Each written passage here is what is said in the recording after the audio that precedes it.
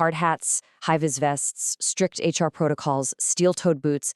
It's just a totally standard expectation now that if an environment is deemed hazardous, operations halt. Period. But I want to prepare you for a pretty brutal paradigm shift today. Because this protective shield that we all just take for granted, it is a very, very recent luxury in human history. For the vast majority of our past, going to work wasn't just, a difficult 9 to 5. It was quite literally a daily gamble with mutilation, disease, and death. Okay, let's dive into this. It's really easy to fall into the illusion that workplace safety is just somehow innate to civilization, like it's always been there. But the truth is, when you look back at the history of work, you're looking at a landscape where human life was often the absolute cheapest commodity available. The incredible empires we marvel at today, the tamed rivers, the illuminated cities, the massive fortunes of the past, they were all built on the backs of workers who had absolutely zero safety harnesses, no respiratory masks, zero legal protections. If they fell, they were replaced. If they got sick, they were discarded. So today, we're going to look at the very heavy price paid by the nameless millions whose expendable labor actually shaped our modern world. All right, Section 1, Dirt, Blood, and War. The raw physical trauma of early labor. We're going to start way back in the ancient world. 150,000. That is the massive number of screaming spectators that could pack into the Circus Maximus in the Roman Empire. And they were all gathered there for the most popular, most expensive, and absolutely lethal sport of the ancient world, chariot racing. Now, you might think these drivers were privileged elites, but actually they were usually enslaved or pulled from the absolute lowest rungs of society. Yet, they were the super athletes of their day, hitting speeds of like 40 miles per hour on completely unpaved dirt tracks. But here is where the terrifying mechanical danger comes in. See, unlike Greek charioteers who just kind of held their reins with their hands, Roman drivers literally wrapped the thick leather reins tightly around their waists and upper bodies. They did this so they could leverage their entire body weight to steer. But because of this setup, if a chariot flipped or collided, which happened so frequently that the Romans actually had a specific word for it, naufragium, literally translating to shipwreck, the driver couldn't just let go of the reins. He was instantly dragged behind panicked, galloping horses, getting repeatedly slammed against the dirt and the stone barriers of the track. His absolute only hope for survival was this tiny curved dagger called a falx that was tucked into his chest straps. He had to frantically try and cut himself free before being dragged to a bloody death. And sure, a tiny, tiny fraction, like Gaius Appius Diocles, managed to survive and retire incredibly wealthy, but the vast majority, they paid for the empire's entertainment with their lives in their late teens or early 20s. Fast forward a bit to the naval warfare of the 17th to 19th centuries, where we meet the powder monkeys. These were boys, often orphans, just snatched right off the streets of port cities, some as young as 8 years old. And their job? To run frantically back and forth between the ship's dark, deepest hold, the powder magazine, and the totally chaotic gun decks above during active combat. So picture this. They are barefoot and bare-chested to prevent friction sparks, carrying highly volatile, explosive cartridges up these slippery, pitching wooden ladders. They're dodging jagged wooden splinters that are flying like shrapnel from enemy cannonballs. If a single stray spark from the battle landed in their carrying pouch, boom, they would be instantly vaporized, potentially detonating the entire ship with them.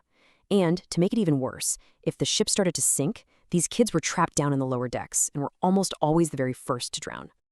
Moving on to Section 2, Victorian Urban Horrors, Surviving the Suffocating Cities.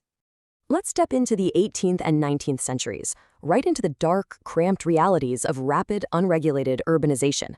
Think about the sheer physical impossibility of Victorian Britain for a second. You had this rapid expansion and massive coal usage that was just choking chimneys with soot and highly flammable creosote. Now, what's really interesting about this slide is the claustrophobic dimensions we're talking about here. The flues of British homes often measured just 9 by 9 inches. Adults literally couldn't fit inside them. So the terrifying solution? The systematic exploitation of climbing boys, and sometimes even girls, who were bought from impoverished parents or workhouses. Some of these kids were as young as 4 years old. And if a child was too terrified to climb up these dark, pitch-black, suffocating vertical shafts, the master sweeps would use some truly brutal tactics. They might actually light a small fire of straw in the hearth right beneath the child's feet to force them to scramble upward, which, by the way, is the horrific literal origin of the phrase lighting a fire under someone. The physical toll on these kids was absolutely devastating. Knees and elbows were scraped raw and then rubbed with strong saltwater brine to harden them up. The constant crouching led to stunted growth and severe spinal deformities. Many of them simply suffocated on the thick soot. And for those who did somehow survive into adulthood, a really grim fate was waiting. Back in 1775, British surgeon Sir Percival Pott identified sootwort or scrotal cancer. It was the very first historically recorded industrial cancer, entirely caused by these boys sleeping on bags of soot without ever washing. Meanwhile, right below the street level, another absolute nightmare was unfolding. This is before modern plumbing, so the waste of millions of people just collected in backyard cesspools. The horrible task of emptying them fell to the night soil men. By law, they were only allowed to operate in the dead of night. They had to climb down into these dark pits to shovel decomposing raw human waste entirely by hand. The dangers here were invisible but immediate. Just a single breath of hydrogen sulfide or ammonia gas could cause instant asphyxiation, dropping a worker face first right into the waste. A single spark from their lanterns could ignite pockets of concentrated methane, triggering massive, violent explosions. And since they were working without any real understanding of germ theory, they were just constantly exposed to deadly waterborne pathogens like cholera and typhus. All right, Section 3, Engineering the Modern World. The crushing dangers of infrastructure. As we shift into the massive engineering feats of the late 19th and early 20th centuries, we see that technological progress actually introduced entirely new, agonizing ways for laborers to die. To build a colossal support towers for structures like the Brooklyn Bridge, engineers used a groundbreaking innovation called the pneumatic caisson.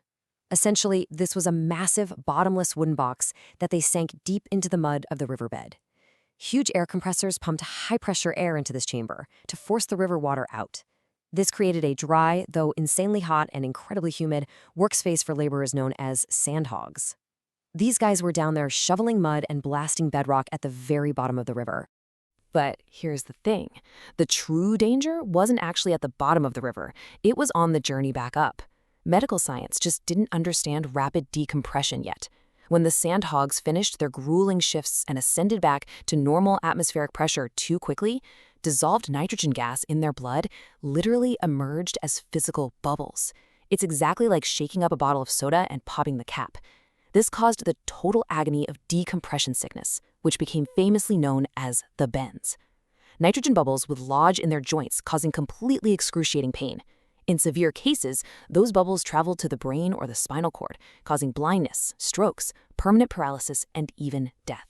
It was so bad that even the Brooklyn Bridge's chief engineer, Washington Roebling, was so paralyzed by the bends that he had to watch the rest of his own bridge's construction through a telescope from his apartment window. Back on the surface of North America's rivers, another group of laborers faced explosive kinetic violence: the log drivers, or river pigs.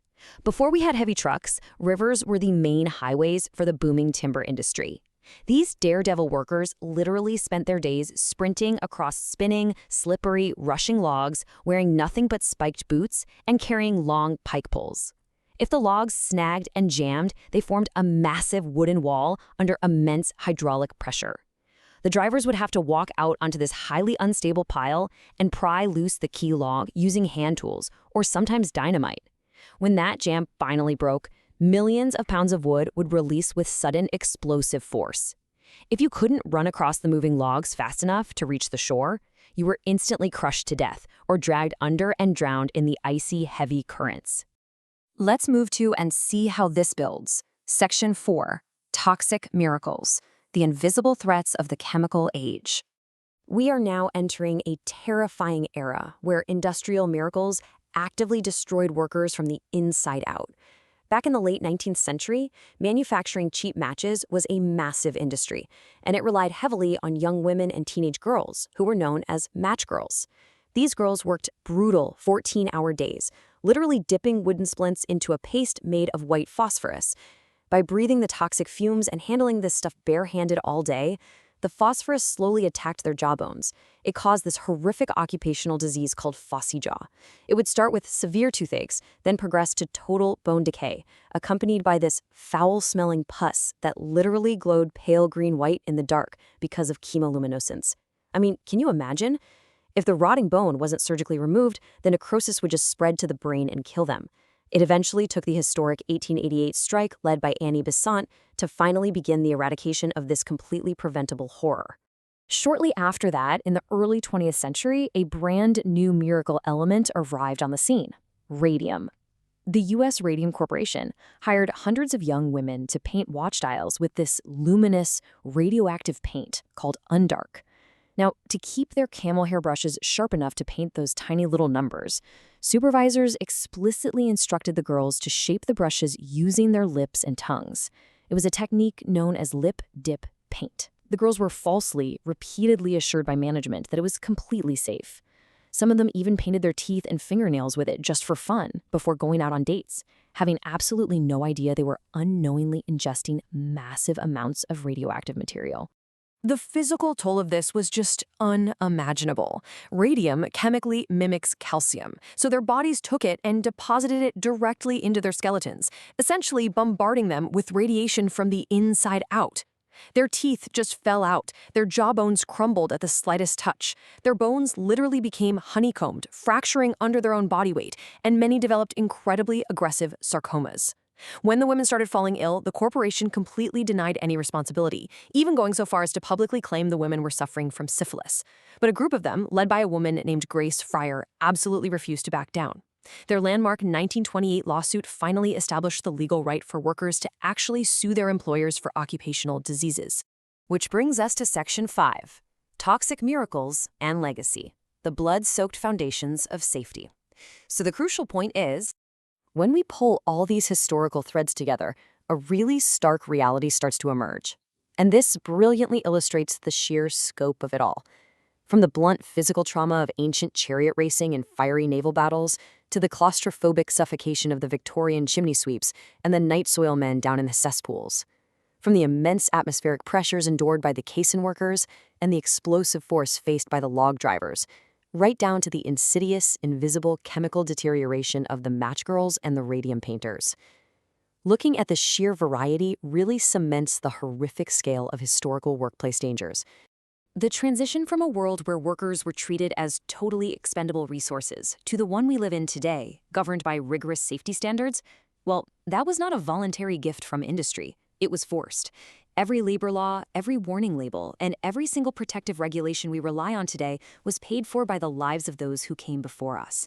This legacy honors the nameless millions, the charioteers, the powder monkeys, the climbing children, the radium painters, all the people who labored in the dark, quite literally, so the modern world could step into the light. Which brings us to our final thought. The structures of safety that surround you at work aren't just bureaucratic rules, they are a hard-won legacy. So I have to ask, next time you put on a piece of safety gear or you pause operations to halt for a hazard, will you remember the invisible human cost that paid for your protection? Please like and subscribe.